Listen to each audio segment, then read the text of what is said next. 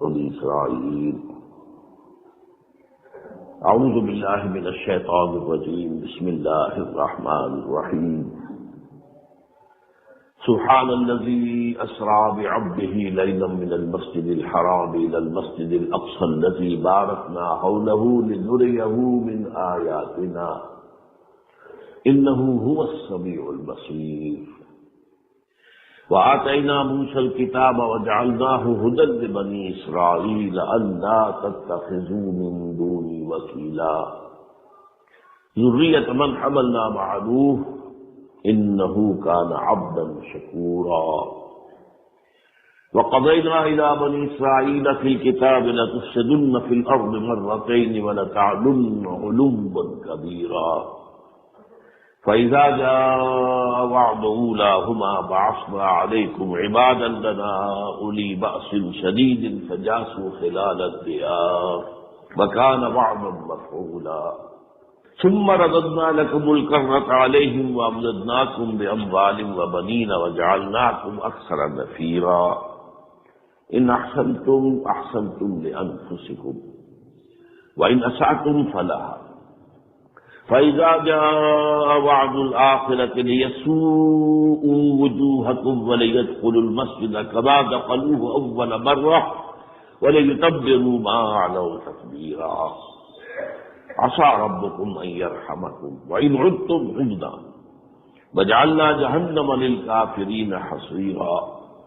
إن هذا القرآن يهدي للتي هي أقوم ويبشر المؤمنين الذين يعملون الصالحات أن لهم أجرا كبيرا وأن الذين لا يؤمنون بالآخرة أعتدنا لهم عذابا أليما. وقال تبارك وتعالى كما ورد في سورة الأعراف وَإِسْتَعَذَّنَ رَبُّكَ لَيَبْعَثَنَّ عَلَيْهِمْ إِلَى يَوْمِ الْقِيَامَةِ مَن يَسُومُهُمْ سُوءَ الْعَذَابِ. صدق الله العظيم.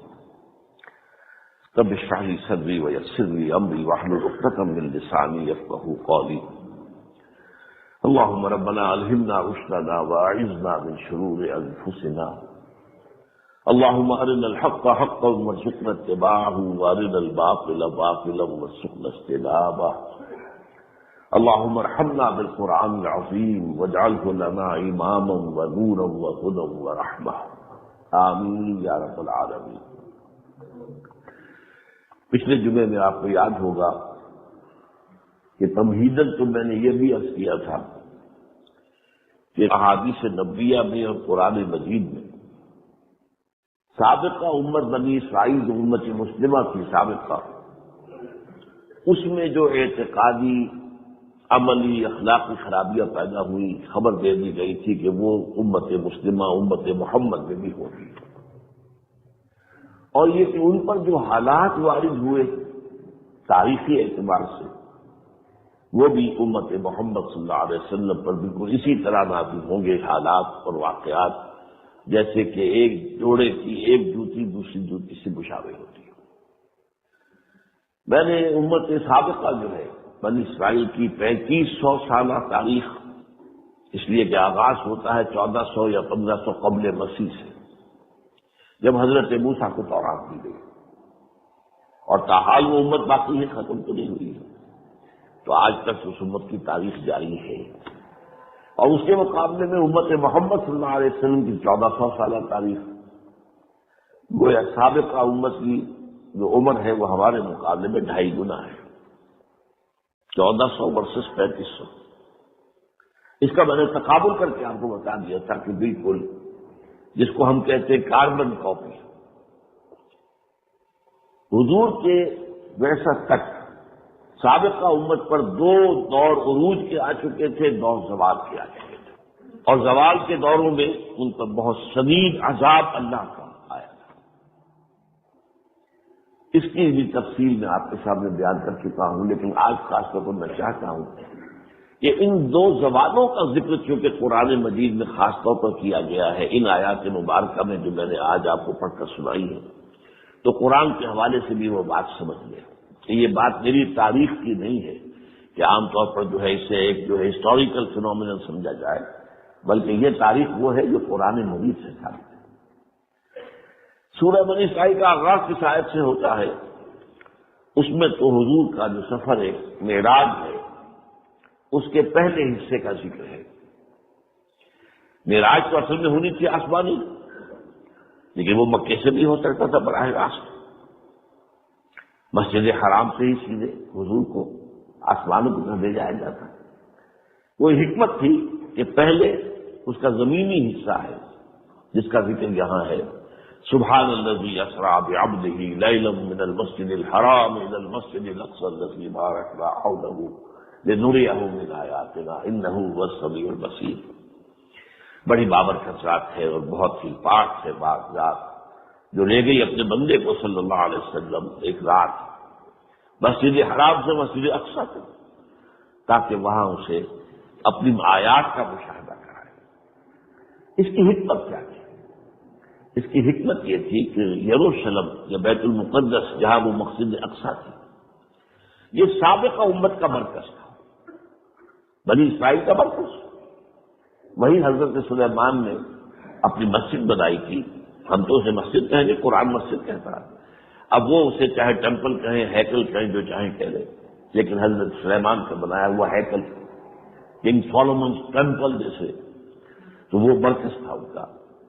اور یہاں جو مکہ مکرمہ ہے اب یہ مرکز بن رہا تھا امت محمد کا صلی اللہ علیہ وسلم۔ تو گویا کہ حضور کو پہلے سفر کا یہ حصہ طے کرا دیا گیا بطور علامت کہ سابقہ امت کی ساری وراثت جو ہے دینی روحانی وہ بھی امت محمد کو منتقل ہو جائے گی۔ جو حضور کی جو امت ہے امت محمد صلی اللہ علیہ وسلم، یہ اب ان دونوں سلسلوں کی، حضرت اسحاق سے چلنے والا سلسلہ اور حضرت اسماعیل سے چلنے والا سلسلہ، ان دونوں کو یکجا کر دیا جائے گا محمد عربی صلی اللہ علیہ وسلم کی بحثت۔ اس کے بعد فرمایا کہ وآتینا موسیٰ الکتاب وجعلناہ ھدی لبنی اسرائیل۔ اس وقت میں آیات کا درس نہیں دے رہا ہوں، صرف اشارات کر رہا ہوں ان کے حوالے سے۔ اور ہم نے موسیٰ کو آج کتاب عطا کی اور اسے ہدایت نامہ بنایا بنی اسرائیل کے لیے۔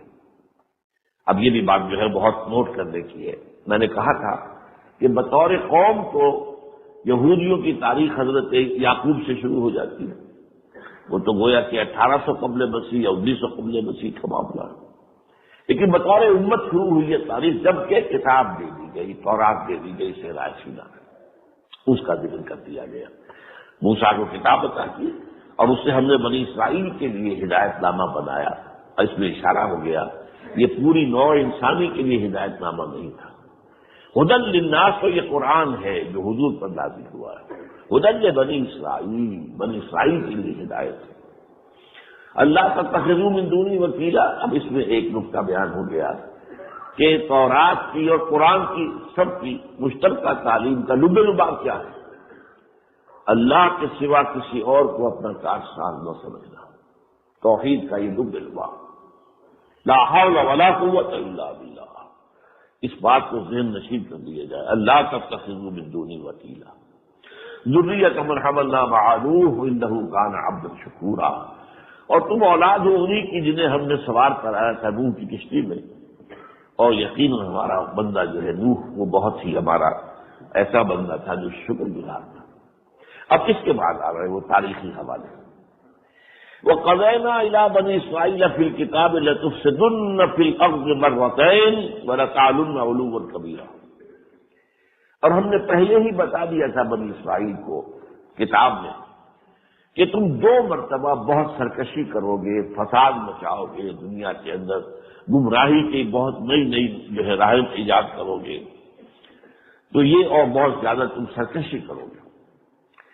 اب اس میں نوٹ کیجئے گا کہ اس میں 2 دوروں کا ذکر ہے، لیکن ان پہلا دور میں نے بتایا تھا کہ اس میں آغاز ہوا تھا 700 قبل مسیح میں، جبکہ اشوریوں نے، آشوری یا ایسیرینز شامی قوم، اس نے جو اسرائیل کی مملکت تھی اسے ختم کیا۔ قرآن اس کا ذکر نہیں کر رہا، قرآن اس دوسرے مرحلے کا ذکر کر رہا ہے جب کلدانی آئے، نبوکدنضر آیا اور اس نے نہ صرف یہ کہ یروشلم کو برباد کیا بلکہ وہ جو مسجد تھی مسجد اقصی اس کو بھی مسمار کر دیا۔ مسجد کے حوالے سے جو اہمیت اس کی تھی وہ پہلی بات کی نہیں تھی، وہ صرف ایک سیاسی واقعہ تھا، اس میں معاملہ یہ بھی تھا کہ مسجد اقصی برباد کی گئی۔ تو فرمایا فَإِذَا جَاءَ وَعْدُ أُولَاهُمَا، جب دو جو ہم نے کہے تھے 2 مرتبہ ایسے آئیں گے تاریخ میں، جب ان سے پہلا موقع آیا بَعَثْنَا عَلَيْكُمْ عِبَادًا لَنَا أُولِي بَأْسٍ شَدِيدٍ، ہم نے تم پر مسلط کر دیے اپنے وہ بندے جو بہت جنگجو تھے، فرشس لوگ تھے، بہت سخت تھے، فَجَاسُوا خِلَالَ الدِّيَارِ، وہ تمہاری بستیوں کے اندر گھس گئے، تمام بستیوں کے اندر تہو بالا کر دی، تمہاری ساری آبادیاں تلپٹ کر دی۔ وَكَانَ وَعْدًا مَفْعُولًا، اور اللہ کا وعدہ پورا ہو کر رہا۔ پہلا دور تمہارا یہ آیا جو بغاوت کا تھا، فساد کا تھا، اس پر جو اللہ کے سوا کے پھوڑے پڑے ہیں، میں آپ کو بتا چکا ہوں، لاکھوں یہودیوں کو یروشلم نے قتل کیا ہے، اور لاکھوں کو پھر وہ بھیڑ بکریوں کی طرح ہانک کر، غائبات اور ٹرک تو ہوتے نہیں تھے اس زمانے میں، جیسے کہ پی او ڈبلیوز کو جو ہے ٹرکوں میں سوار کرا کے لے جایا جائے، بلکہ وہ تو بیڑوں بکریوں کے بیڑوں کی طرح لے کر گئے ان کو، اور بیبیلونیا میں انہیں کیپٹیوٹی میں رکھا، اسے وہ کہتے ہیں ہمارا دور اسیری کیپٹیوٹی۔ لیکن اس کے بعد پھر اس کا ذکر یہاں نہیں ہے۔ اس کے بعد یہ کہ ایک دور آیا، انہوں نے توبہ کی، حضرت عزیر علیہ السلام کی دعوت پر لبیک کہا، انہوں نے اپنی اصلاح کی، عقائد بھی درست کیے، اپنے اعمال بھی درست کیے، تو پھر اللہ تعالیٰ نے انہیں عروج دیا۔ اس عروج کا ذکر نہیں ہے۔